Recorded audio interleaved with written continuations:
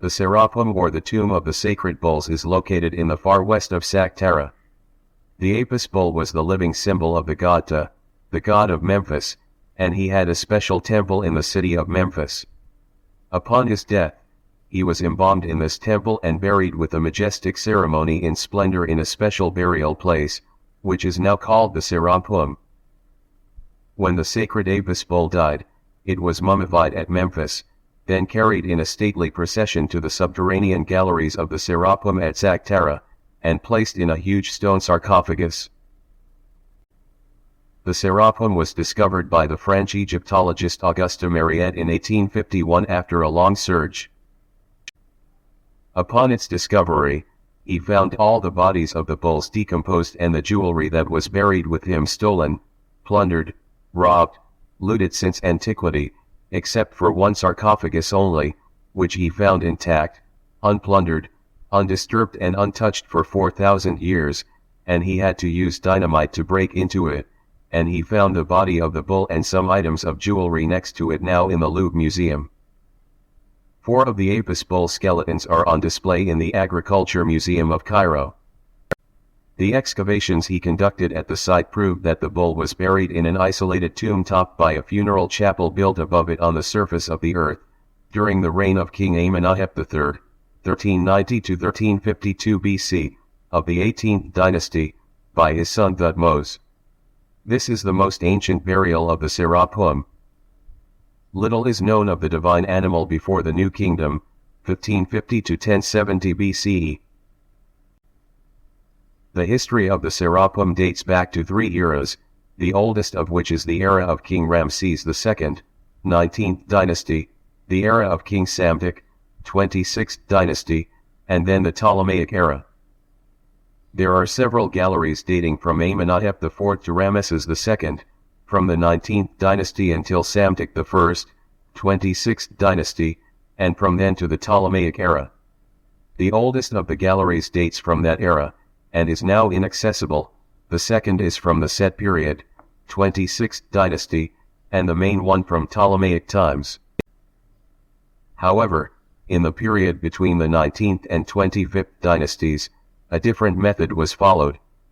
A catacomb of gallery, tunnel was dug into the rock, from which burial chambers opened on both sides. In these chambers, the sacred bulls were buried in wooden coffins. From Ramesses II onward, bulls were interred in interconnected underground galleries.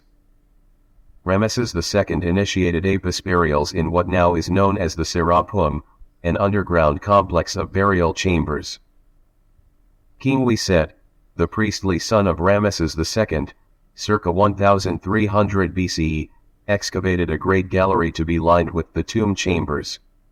King Wiset, working as an administrator during the reign of his father Ramesses II, 1279 to 1213 BC, in the 19th dynasty, ordered a tunnel with side chambers, now known as the Lesser Vaults, to be excavated, for the burial of the Apis bulls.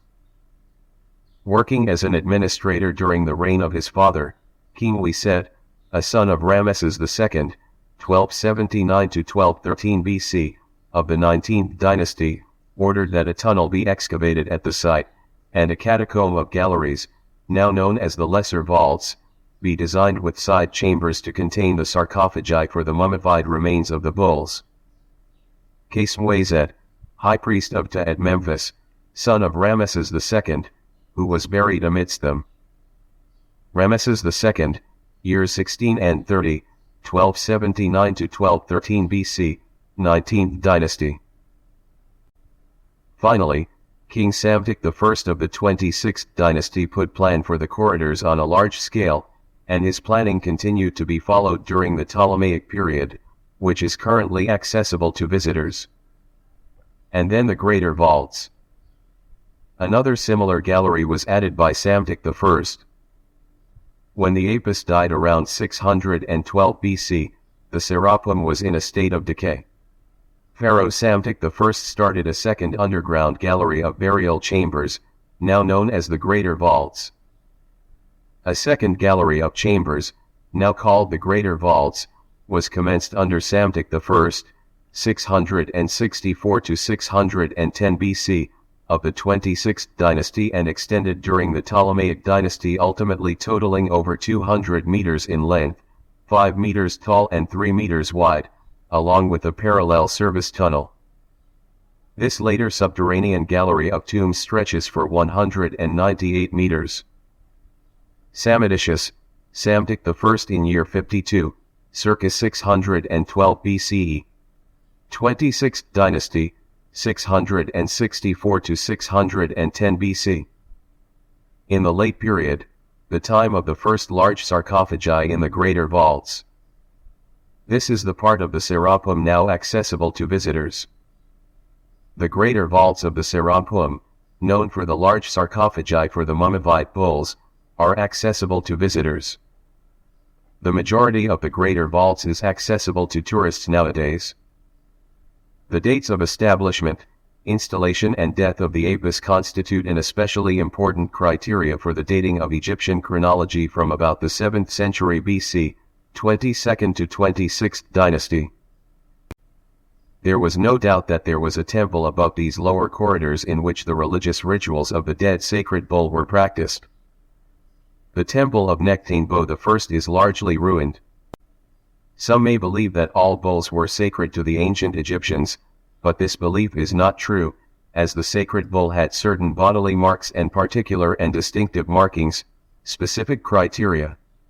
He must be born from a cow that could never again give birth, conceive, and the ancient Egyptians mention that a flash of lightning descends from the heaven on the mother cow, and then the Apis bull is born, who must be black in color except for a small white triangular, diamond, three-cornered spot blaze, marking, patch, certain mark, shape upon its forehead and on its back outline the likeness of a special wing-like markings called by Herodotus an eagle but representing the hawk's or vulture's wings, the protective goddess, and on its tail double hairs and under its tongue is a scarab beetle knot, shaped mark, like hump.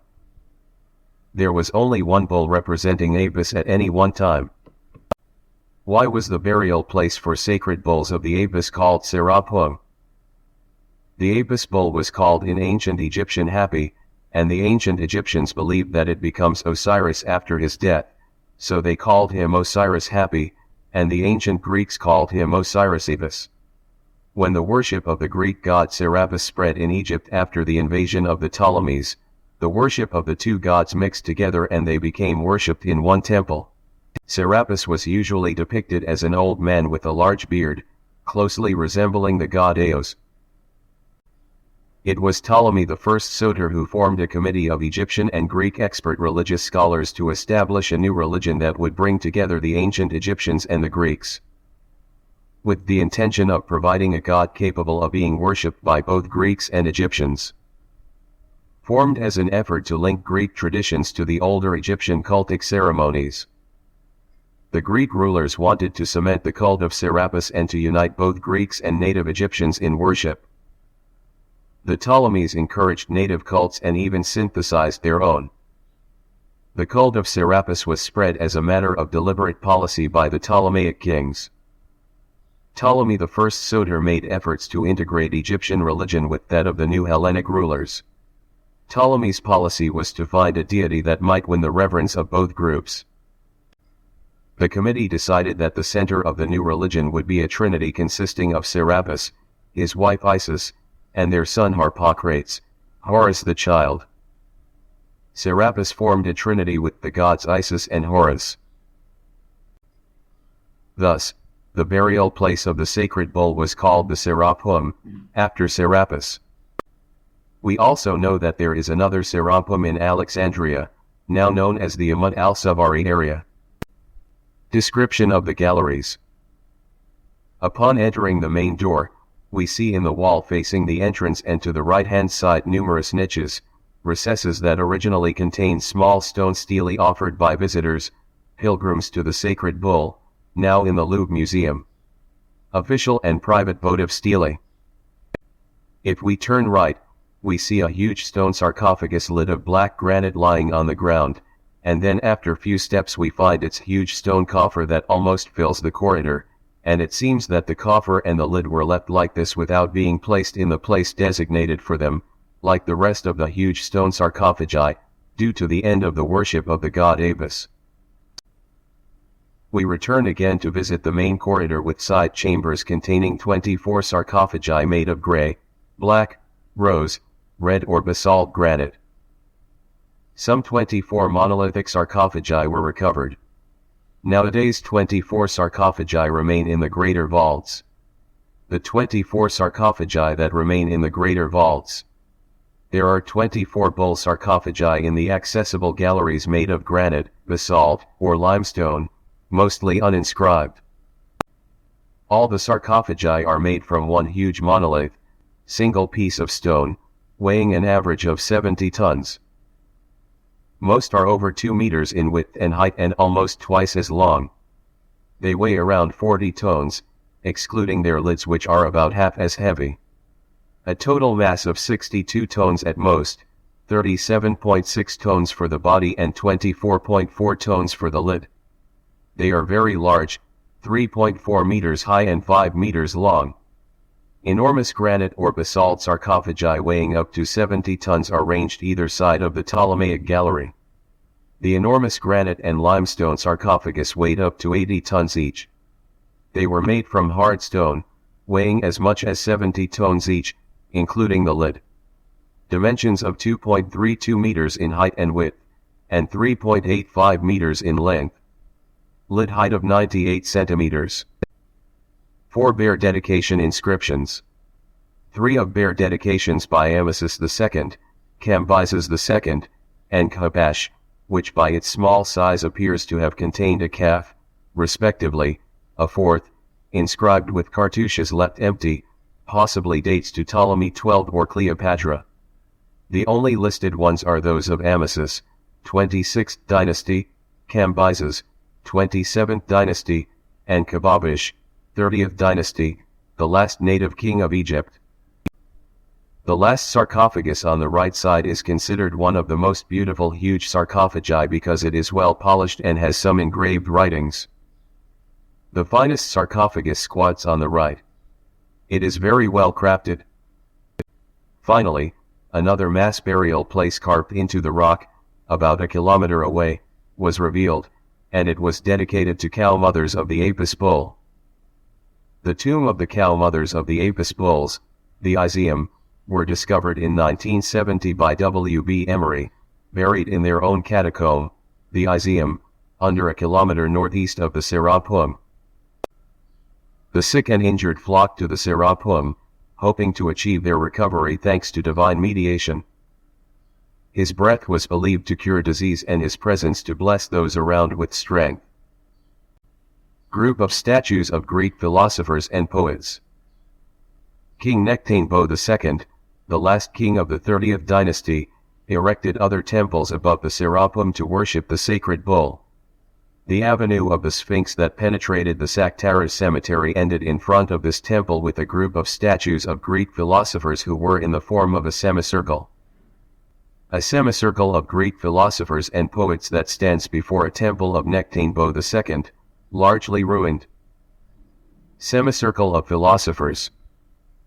An exedra, a semicircular platform, of 11 life-sized statues of Greek poets and philosophers adjoined the dramos. The limestone sculptures that could still be identified depicted Pindar, Protagoras, Plato, and Homer. Philosophers' hemicycle. En route to the Serapeum you'll notice a concrete slab sheltering broken statues of Pindar, Protagoras, Plato, Homer, Heraclitus, Thales, Hesiod, and Demetrius of Valerum. The statues formerly stood near a temple that overlaid the Serapeum, proved that the Ptolemies juxtaposed Hellenistic philosophy and ancient Egyptian religion with no sense of incongruity. وهو دليل على أن البطالمة وضعوا الفلسفة الهلنستية والدين المصري القديم جنبا إلى جنب مع عدم وجود أي تناقض تنافر تعارض. Under the Ptolemies the final stretch of the Serapeum Way contained a hemicycle of 11 Hellenistic statues of Greek philosophers and writers. Historians believe that Ptolemy I Soter was the one who erected these statues, and perhaps this is due to his desire and enthusiasm to link the ancient Egyptians and the Greeks religiously and to bring them closer so that power, authority, domain, security, and sovereignty would be established for him in Egypt. It is not surprising to find this group of Greek statues in the site, which became in the Greek era a shrine for the Greeks who lived in Memphis or who came from their country as visitors, and it is known historically that the Greeks tried to liken them to their gods, and for this reason they sanctified all the ancient Egyptian gods.